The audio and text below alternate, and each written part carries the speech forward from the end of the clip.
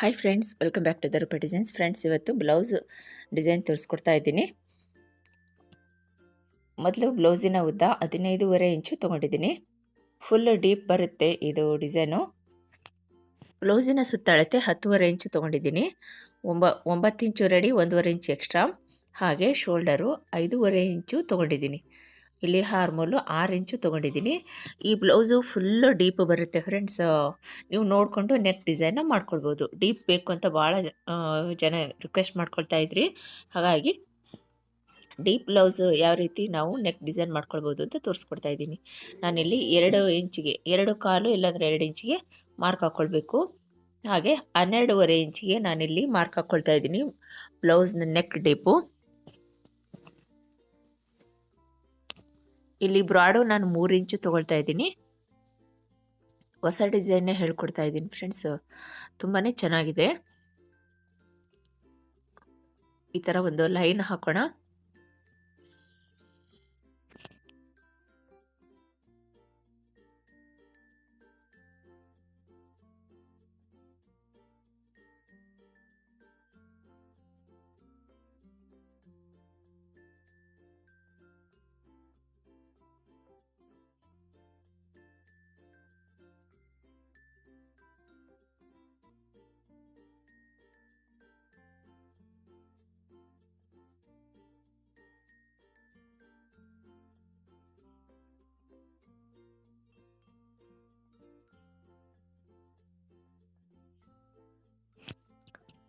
ಈ ಥರ ಓಪನ್ ಮಾಡಿಕೊಂಡು ಈ ಥರ ರಫ್ ಆಗಿ ಜಸ್ಟ್ ಬರ್ಕೊಳ್ಬೇಕಷ್ಟೇ. ನಮಗೆ ಯಾವ ಡಿಸೈನ್ ಬೇಕು ಇದೇ ಥರ ಅಂತಂದೇಳಿ ಬರ್ಕೊಳ್ಬೇಕು.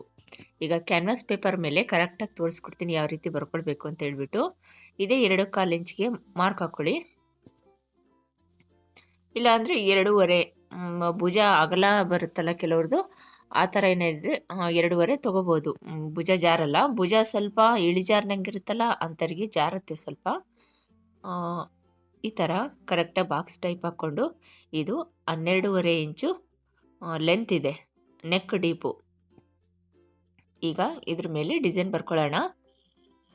ಈ ಸೈಡು ಅದೇ ಥರನೇ ಬರ್ಕೊಂಬಿಡೋಣ, ಸ್ಕ್ವೇರ್ ಟೈಪ್ ಬರ್ಕೊಂಬಿಡೋಣ. ಫಸ್ಟು ಡಿಸೈನ್ ಮಾಡಲಿಕ್ಕೆ ಈಸಿ ಆಗುತ್ತೆ.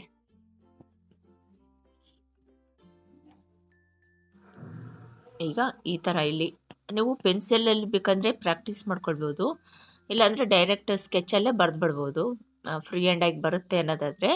ಇಲ್ಲ ಅಂದರೆ ರಬ್ಬರು ಪೆನ್ಸಿಲ್ ಹಿಡ್ಕೊಂಡು ಕರೆಕ್ಟಾಗಿ ಬರ್ಕೊಂಡು ತಪ್ಪಿದರೆ ಅಳಿಸ್ಕೊಂಡು ನೀಟಾಗಿ ಬರ್ಕೊಳ್ಬೋದು.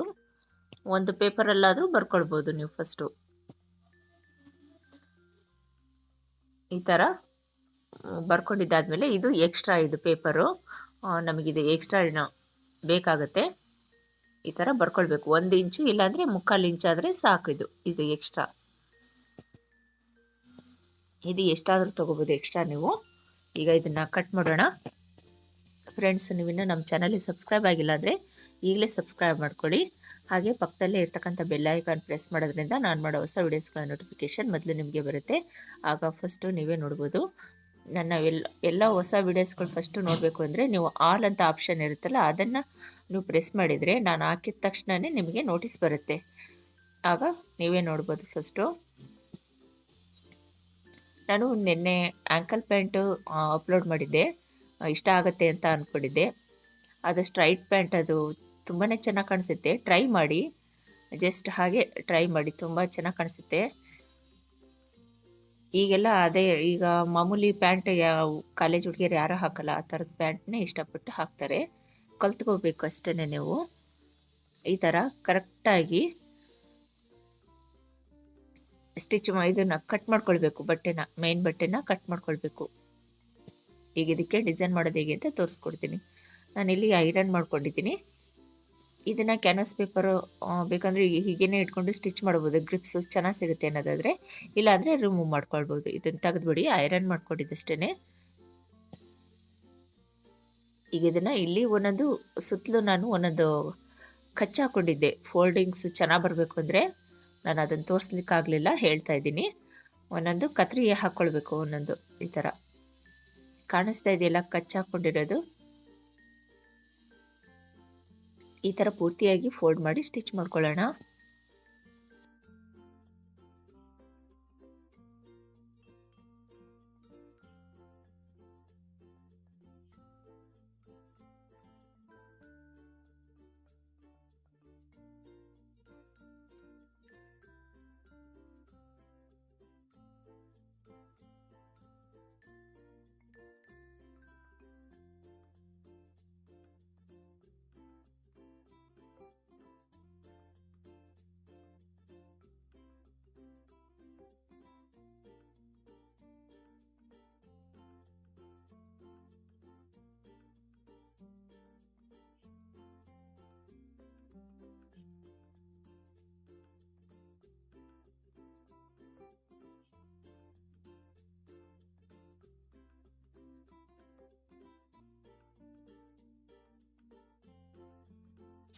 ಈ ಥರ ಸೆಂಟ್ರಿಗೆ ಬರ್ಕೊಳ್ಬೇಕು ಇದನ್ನು.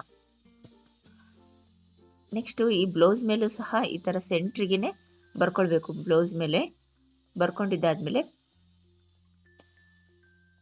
ಈಗ ನಾವೇನು ನೆಕ್ ರೆಡಿ ಮಾಡ್ಕೊಂಡಿದ್ವಲ್ಲ ಇದನ್ನು ಇದ್ರ ಮೇಲ್ಗಡೆನೇ ಇಟ್ಕೊಂಡು ಪಿನ್ ಹಾಕ್ಕೊಳ್ಬೇಕು. ಜಾರುತ್ತೆ ಇದು ಬಟ್ಟೆ ಬ್ಲೌಸು, ಹಾಗಾಗಿ ಇದಕ್ಕೆ ಈ ಥರ ಪಿನ್ ಹಾಕ್ಕೊಂಡ್ರೆ ನೀಟಾಗಿ ನಮಗೆ ಸ್ಟಿಚಿಂಗ್ ಮಾಡುವಾಗ ಈಸಿ ಆಗುತ್ತೆ, ಜಾರೋದಿಲ್ಲ, ಯಾವ ಸೈಡು ಜಾರೋದಿಲ್ಲ, ಕರೆಕ್ಟಾಗಿ ಬರುತ್ತೆ ರೌಂಡಾಗಿ. ಇಲ್ಲಾಂದರೆ ಬೇರೆ ಕಡೆ ಸ್ಟಿಚ್ ಆಗಿಬಿಡುತ್ತೆ ಜಾರಿ. ಬಿಗಿನರ್ಸ್ ಆದರೆ ಈ ಥರ ಮಾಡ್ಕೊಳ್ಳಿ. ಸೆಂಟ್ರಿಗಿಲ್ಲ ಅಂದರೆ ನೀವು ಪಿನ್ ಹಾಕಲ್ಲ ಅಂದರೆ ಈ ಥರ ಫಸ್ಟು ಒಂದು ಸೆಂಟ್ರಿಗೆ ಒಂದು ಸ್ಟಿಚ್ ಮಾಡ್ಕೊಂಬಿಡಿ, ಈಸಿ ಆಗುತ್ತೆ ನಿಮಗೆ. ಕರೆಕ್ಟಾಗಿ ಸೆಂಟ್ರಿಗೇ ಬರುತ್ತೆ ಆ ನೆಕ್ ಡಿಸೈನು. ಈಗ ನಾನಿಲ್ಲಿ ಕ್ಯಾನ್ವಾಸ್ ಪೇಪರ್ ಮೇಲೆ ಆಲ್ರೆಡಿ ನಾನು ಸ್ಟಿಚ್ ಮಾಡ್ಕೊಂಡಿರೋದ್ರಿಂದ ಅದನ್ನು ಬಿಟ್ಟು ಪಕ್ಕದಲ್ಲಿ ಲೈನಿಂಗ್ ಬಟ್ಟೆ ಮೇಲ್ಗಡೆ ಸ್ಟಿಚ್ ಮಾಡ್ಕೊಳ್ತಾ ಇದ್ದೀನಿ. ಅದು ಯಾವ ಶೇಪಲ್ಲಿದೆ ಅದೇ ಶೇಪಿಗೆ ಡಿಸೈನ್ ಮಾಡ್ಕೊಳ್ತಾ ಇದ್ದೀನಿ. ಈ ಥರ ಸ್ಟಿಚ್ ಮಾಡ್ಕೊಳ್ತಾ ಈ ಡಿಸೈನಿಗೆ ಕರೆಕ್ಟಾಗಿ ಸ್ಟಿಚ್ ಮಾಡ್ಕೊಳ್ಬೇಕು. ಶೇಪು ಚೆನ್ನಾಗಿ ಬರಬೇಕಂದ್ರೆ ಯಾವ ಶೇಪಲ್ಲಿದೆ ಅದೇ ಶೇಪಿಗೆ ಸ್ಟಿಚ್ ಮಾಡ್ಕೊಳ್ಬೇಕು. ಕರೆಕ್ಟಾಗಿ ತಿರುಗಿಸ್ಬೇಕು ಶೇಪ್ ಇರೋ ಹತ್ರ ಎಲ್ಲ.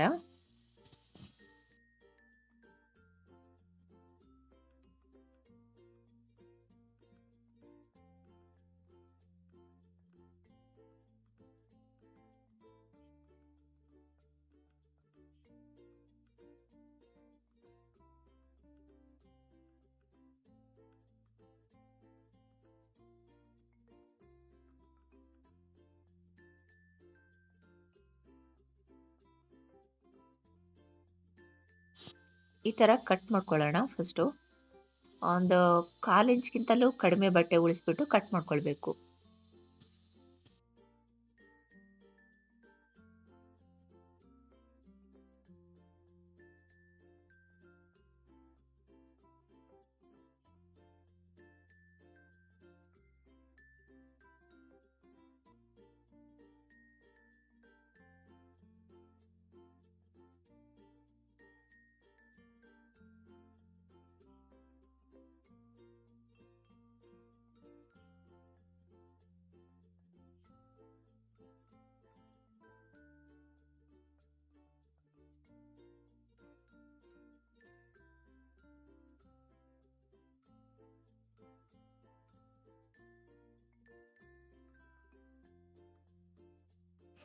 ಈ ಥರ ಒಳಗೆ ಕಳಿಸಿದ್ದಾದಮೇಲೆ ಇವು ಏನು ಶೇಪು ಇರ್ತಾವಲ್ಲ ಇವು ಶೇಪು ಹಾಗೇ ಬರಲ್ಲ. ಸೊ ಇದಕ್ಕೆ ನೀಡಲಿಂದ ಈ ಥರ ಸರಿ ಮಾಡ್ಕೊಳ್ಬೇಕು. ಶಾರ್ಪಾಗಿ ಬರೋ ಥರ ನಾವೇನು ಡಿಸೈನ್ ಮಾಡ್ಕೊಂಡಿರ್ತೀವಿ ಅದು ಪೂರ್ತಿ ಮಂಡಾದಂಗೆ ಆಗಿರುತ್ತೆ. ಈ ಥರ ನೀಡಲಿಂದ ಈ ಥರ ತೆಗೆದ್ರೆ ಚೂಪಿಗೆ ಚೆನ್ನಾಗಿ ಬರುತ್ತೆ. ಅವಾಗ ಡಿಸೈನ್ ಇನ್ನೂ ಚೆನ್ನಾಗಿ ಕಾಣಿಸುತ್ತೆ. ಈಗ ಈ ಥರ ಇಟ್ಕೊಂಡು ಇದ್ರ ಮೇಲ್ಗಡೆ ಸ್ಟಿಚ್ ಮಾಡಬೇಕು, ಹೊಲಿಬೇಕು. ಇದ್ರ ಮೇಲ್ಗಡೆ ಕರೆಕ್ಟಾಗಿ ಸ್ಟಿಚ್ ಮಾಡಿ ರಿಂಕಲ್ಸ್ ಬರದೇ ಇರೋ ಥರ ನೋಡಿಕೊಂಡು ಸ್ಟಿಚ್ ಮಾಡ್ಕೊಳ್ಬೇಕು ನಿಧಾನವಾಗಿ.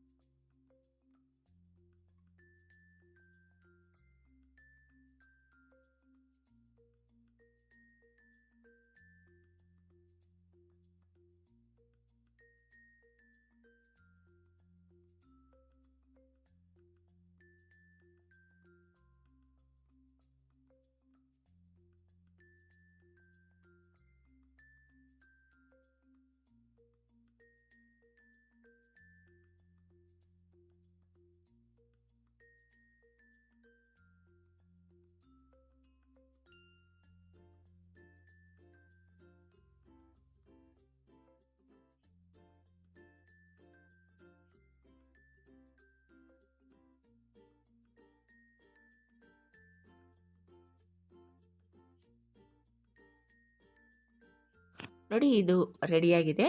ಈಗ ನೆಕ್ಸ್ಟ್ ಡಿಸೈನ್ ಮಾಡಲಿಕ್ಕೆ ನಾನಿಲ್ಲಿ 2 ಇಂಚಿನಷ್ಟು ಅಗಲ ತೊಗೊಂಡಿದ್ದೀನಿ. ಉದ್ದ ನೀವು ಎಷ್ಟು ಉದ್ದನಾದರೂ ತೊಗೋಬೋದು. ನಾನಿಲ್ಲಿ ನೆಕ್ ಕಟ್ ಮಾಡಿ ತೆಗೆದ್ನಲ್ಲ ಅದರಲ್ಲೇ ಕಟ್ ಮಾಡಿಕೊಂಡೆ. ಸಾಕಾಗುತ್ತೆ ನಿಮಗೆ ಒಂದು ಡಿಸೈನ್ ಮಾಡಲಿಕ್ಕೆ ಈಸಿ ಆಗುತ್ತೆ. ನೀವು ಬಟ್ಟೆ ಸಾಲುತ್ತೆ ಎಲ್ಲಿಂದ ತೊಗೊಳ್ತೀರಾ ಅಂತ ತುಂಬ ಜನ ಕಮೆಂಟ್ಸ್ ಮಾಡ್ತಿದ್ರಲ್ಲ. ನಾನು ನೆಕ್ ಕಟ್ ಮಾಡಿ ಉಳಿದಿರುತ್ತಲ್ಲ ಸೆಂಟ್ರ್ ಪೋರ್ಷನ್ನು ಅದರಲ್ಲೇ ಕಟ್ ಮಾಡ್ಕೊಂಡಿದ್ದೀನಿ. ಅಷ್ಟರಲ್ಲೇ ನಾವು ಡಿಸೈನ್ ಮಾಡಿ ಕೊಡಬೇಕು. ಇಲ್ಲ ನಮಗೆ ಅಷ್ಟು ಸಾಲದಾಗುತ್ತೆ ಅನ್ನೋದಾದರೆ ಒಂದು ಸ್ವಲ್ಪ ಒಂದು 2-3 ಇಂಚಿನಷ್ಟು ಸ್ಯಾರಿನಲ್ಲಿ ಕಟ್ ಮಾಡಿಕೊಂಡು ಸಹ ನಾವು ಡಿಸೈನ್ ಮಾಡಿಕೊಡ್ಬೋದು. ಏನು ಸ್ಯಾರಿ ತುಂಬ ಕಡಿಮೆ ಏನಾಗಲ್ಲ, 2 ಇಂಚು ಕಡಿಮೆ ಕಟ್ ಮಾಡಿಕೊಂಡ್ರೆ ಅವ್ರನ್ನೇ ಕೇಳಿಬಿಟ್ಟು ಕಟ್ ಮಾಡ್ಕೊಳ್ಬೋದು.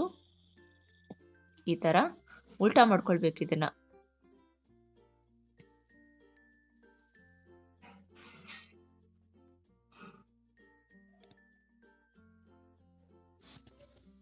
ಈ ಥರ ನಾವು ರೆಡಿ ಮಾಡ್ಕೊಳ್ಬೇಕು. ಡೋರಿನ ಐರನ್ ಮಾಡಿ ಇಟ್ಕೊಂಡಿದ್ದೀನಿ. ಈಗ ಕಟ್ ಮಾಡ್ಕೊಳ್ಳೋಣ. ನಾನಿಲ್ಲಿ 2 ಇಂಚಿನಷ್ಟು ಉದ್ದ ಕಟ್ ಮಾಡ್ಕೊಳ್ತಾ ಇದ್ದೀನಿ.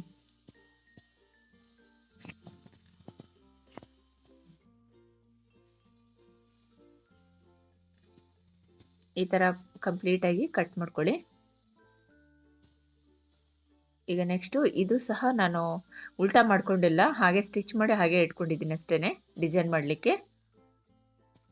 ಈ ಥರ ನಾವೇನು ಕಟ್ ಮಾಡ್ಕೊಂಡಿದ್ದೀವಲ್ಲ ಸಣ್ಣ ಸಣ್ಣ ಪೀಸು ಡೋರಿಗಳ್ನ ಇದ್ರ ಮೇಲ್ಗಡೆ ಈ ಥರ ಇಟ್ಬಿಟ್ಟು ಸ್ಟಿಚ್ ಮಾಡ್ಕೊಳ್ಬೇಕು. ನೀವು 2.5 ಆ ಥರ ಬೇಕಂದರೆ ಕಟ್ ಮಾಡಿ ಉದ್ದನ ಇಟ್ಕೊಳ್ಬೋದು, ಎಷ್ಟಾದರೂ ತೊಗೋಬೋದು ಫ್ರೆಂಡ್ಸ್. 2 ಇಂಚು ಅಂತೇನಿಲ್ಲ, 2 ಇಂಚಾದರೆ ಕರೆಕ್ಟಾಗಿ ಸಾಕಾಗುತ್ತೆ ಡಿಸೈನಿಗೆ. ಎಕ್ಸ್ಟ್ರಾ ಬೇಕಾಗಿಲ್ಲ ನಮಗೆ, ಸುಮ್ಮನೆ ಬಟ್ಟೆ ವೇಸ್ಟ್ ಮಾಡೋದಕ್ಕಿಂತ 2 ಇಂಚು ಸಾಕು. ಈ ಥರ ನಾವು ಒಂದು 1/4 ಇಂಚಿನಷ್ಟು ಡಿಸ್ಟೆನ್ಸ್ ಬಿಟ್ಟು ಸ್ಟಿಚ್ ಮಾಡ್ಕೊಳ್ಬೇಕು. ಸ್ವಲ್ಪ ದೂರನೇ ಇದ್ದರೆ ಇನ್ನೂ ಚೆನ್ನಾಗಿ ಕಾಣಿಸುತ್ತೆ.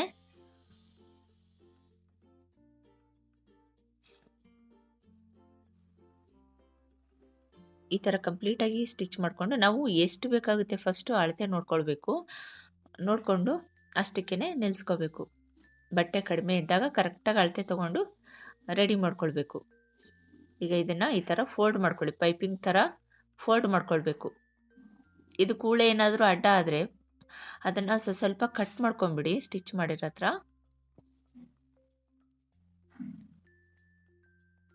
ಇಲ್ಲ ಅಂದರೆ ಹೀಗೆ ಫೋಲ್ಡ್ ಜಸ್ಟ್ ಪೈಪಿಂಗ್ ಥರ ಫೋಲ್ಡ್ ಮಾಡಿಕೊಂಡು ಸ್ಟಿಚ್ ಮಾಡ್ಕೊಳ್ಬೋದು. ಜಾಸ್ತಿ ತೊಗೋಬಾರ್ದು, 2 ಇಂಚಿನಷ್ಟೇ ಪಟ್ಟಿ ತೊಗೊಂಡ್ರೆ ಇದು ಕರೆಕ್ಟಾಗಿ ಇಲ್ಲಿ ಪೈಪಿಂಗ್ ಕರೆಕ್ಟಾಗಿ ಬಂದುಬಿಡುತ್ತೆ. ನೀವು ಎಕ್ಸ್ಟ್ರಾ ತೊಗೊಂಡ್ರೆ ಅದು ದೊಡ್ಡದಾಗಿಬಿಡುತ್ತೆ ಪೈಪಿಂಗಲ್ಲಿ. ನೋಡಿ ಇದು ರೆಡಿಯಾಗಿದೆ. ಈಗ ಸ್ಟಿಚ್ ಮಾಡೋದು ಹೇಗೆ ಅಂತ ತೋರಿಸ್ಕೊಡ್ತೀನಿ. ಈ ಥರ ಇಲ್ಲಿಗೆ ಇಟ್ಕೊಂಬಿಡಿ. ನಿಮಗೆ ಎಷ್ಟು ಬೇಕಾಗುತ್ತೆ ನೋಡಿಕೊಂಡು ಡಿಸೈನು ನೋಡಿಕೊಂಡು ಅಲ್ಲಿಗೆ ಇಟ್ಕೊಂಡು ಸ್ಟಿಚ್ ಮಾಡ್ಕೊಳ್ಬೋದು. ನಾನಿಲ್ಲಿ 1 ಇಂಚಿನಷ್ಟು ಕಂಬ ಸಾಕಾಗುತ್ತೆ ಅಂತ ಅಂದ್ಕೊಂಡು ಇಷ್ಟಕ್ಕೆ ಸ್ಟಿಚ್ ಮಾಡ್ಕೊಳ್ತಾ ಇದ್ದೀನಿ. ಇಲ್ಲಿ ಒಂದು ಸರಿ ಸ್ಟಿಚ್ ಮಾಡ್ಕೊಳ್ಳಿ. ಈ ಥರ ಒಂದು ಸರಿ ಜೋಡಿಸ್ಕೊಂಡು ಕರೆಕ್ಟಾಗಿ ನೋಡಿಕೊಂಡು ಪಿನ್ ಹಾಕ್ಕೊಂಬಿಡಿ. ನಿಮಗೆ ಬಿಗ್ನರ್ಸ್ ಆಗಿದ್ದರೆ ಗೊತ್ತಾಗಲಿಲ್ಲ ಅಂದರೆ ಒಂದೆರಡು ಪಿನ್ ಹಾಕ್ಕೊಂಬಿಡಿ ಕರೆಕ್ಟಾಗಿ. ಈ ಥರನೇ ಇಟ್ಕೊಂಡು ಸ್ಟಿಚ್ ಮಾಡ್ಕೊಳ್ಬೇಕು. 1 ಇಂಚು ಇಲ್ಲ ಅಂದರೆ 3/4 ಇಂಚಿನಷ್ಟು ಈ ಥರ ಇಟ್ಕೊಂಡು ಸ್ಟಿಚ್ ಮಾಡೋಣ ಪೂರ್ತಿ. ಹೊಸ ಡಿಸೈನ್ ಫ್ರೆಂಡ್ಸ್, ಟ್ರೈ ಮಾಡಿ ಕಮೆಂಟ್ಸ್ ಮಾಡಿ ಹೇಗೆ ಬಂತು ಅಂತ ಹೇಳ್ಬಿಟ್ಟು.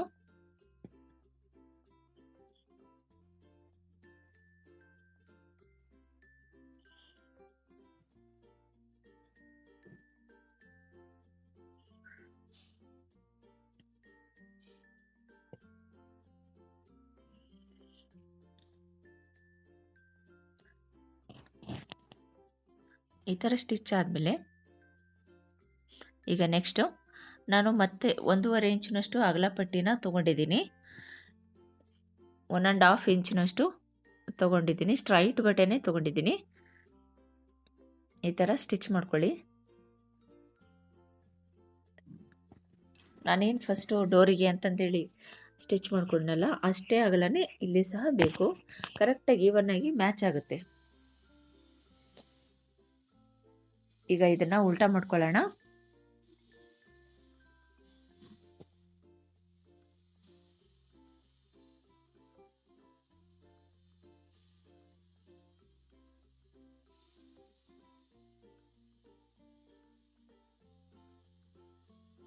ಇದು ಪೂರ್ತಿಯಾಗಿ ಉಲ್ಟಾ ಮಾಡ್ಕೊಂಡಿದ್ದೀನಿ. ಇಲ್ಲಿ ಸ್ಟಿಚ್ ಮಾಡ್ಕೊಳ್ಬೇಕು. ಫಸ್ಟಿಂದು ಶೇಪ್ ಇದೆಯಲ್ಲ ಅಲ್ಲಿ ಸ್ಟಿಚ್ ಮಾಡ್ಕೊಳ್ಳಿ. ಕರೆಕ್ಟಾಗಿ ವಿ ಶೇಪಲ್ಲಿ ಸ್ಟಿಚ್ ಮಾಡ್ಕೊಳ್ಬೇಕು. ನೆಕ್ಸ್ಟು ಹಾಗೆ ಇನ್ನೊಂದು ಶೇಪ್ ಹತ್ರ ಬಂದು ನಿಲ್ಲಿಸ್ಕೊಳ್ಳಿ ನೀಡಲ್ನ. ಇಲ್ಲಿ ಎಷ್ಟು ಬೇಕಾಗುತ್ತೆ ನೋಡಿಕೊಂಡು ಅಷ್ಟನ್ನು ಮಾತ್ರ ಇಲ್ಲಿ ಕಟ್ ಮಾಡಿಕೊಂಡು ಸ್ಟಿಚ್ ಮಾಡ್ಕೊಳ್ಬೇಕು. ಫಸ್ಟೇ ನೀವು ಅಳತೆ ನೋಡ್ಕೊಂಬಿಡಿ, ಎಷ್ಟು ಬೇಕಾಗುತ್ತೆ ಅಂತ ನೋಡಿಕೊಂಡು ಸ್ಟಿಚ್ ಮಾಡ್ಕೊಳ್ಳಿ. ಈ ಥರ ಸ್ಟಿಚ್ ಮಾಡ್ಕೊಳ್ಬೇಕು.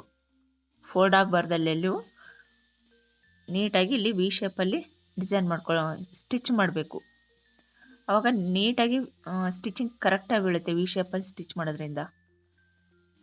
ನೋಡಿ ಇಷ್ಟು ಸಾಕಾಗುತ್ತೆ. ಹಾಗಾಗಿ ಅಳತೆ ನೋಡಿಕೊಂಡು ನಾನು ಸ್ಟಿಚ್ ಮಾಡ್ಕೊಂಡಿದ್ದೀನಿ. ಈಗ ಈ ಡಿಸೈನ್ ಹತ್ರನೇ ಸ್ಟಿಚ್ ಮಾಡ್ಕೊಳ್ಳಿ. ಒಂದು ಸಾರಿ, ಒಂದು 2-3 ಸಾರಿ ಸ್ಟಿಚ್ ಮಾಡ್ಕೊಳ್ಬೇಕು. ಈಗ ಈ ಥರ ಫಸ್ಟು ಇದನ್ನು ಕರೆಕ್ಟಾಗಿ ಸೆಂಟ್ರ್ ಪಾಯಿಂಟಿಗೆ ಈ ಥರ ಫೋಲ್ಡ್ ಮಾಡ್ಕೊಳ್ಳಿ. ಕರೆಕ್ಟಾಗಿ ಸೆಂಟ್ರ್ ಪಾಯಿಂಟು ಎಲ್ಲಿ ಬರುತ್ತೆ ನೋಡಿಕೊಂಡು ಇಲ್ಲಿಗೆ ಒಂದು ಸಾರಿ ಸ್ಟಿಚ್ ಮಾಡ್ಕೊಂಬಿಡಿ. ನಾವು ವೇರ್ ಮಾಡಿದಾಗ ನೀಟಾಗಿ ಚೆನ್ನಾಗಿ ಕಾಣಿಸುತ್ತೆ, ಅವಾಗ ರಿಂಕಲ್ಸ್ ಬರಲ್ಲ. ಈ ಥರ ಸ್ಟಿಚ್ ಮಾಡ್ಕೊಂಡಿದ್ದಾದಮೇಲೆ ಇದನ್ನು ಈ ಥರ ಇಟ್ಕೊಂಡು ನೋಡ್ಕೊಳ್ಳಿ. 2 ಕಡೆ ಬಟ್ಟೆನೂ ಈ ಥರ ಸ್ಟ್ರೈಟ್ ಮಾಡಿ ನೋಡಬೇಕು ಫಸ್ಟು, ಆಮೇಲೆ ಸ್ಟಿಚ್ ಮಾಡ್ಕೊಳ್ಬೇಕು.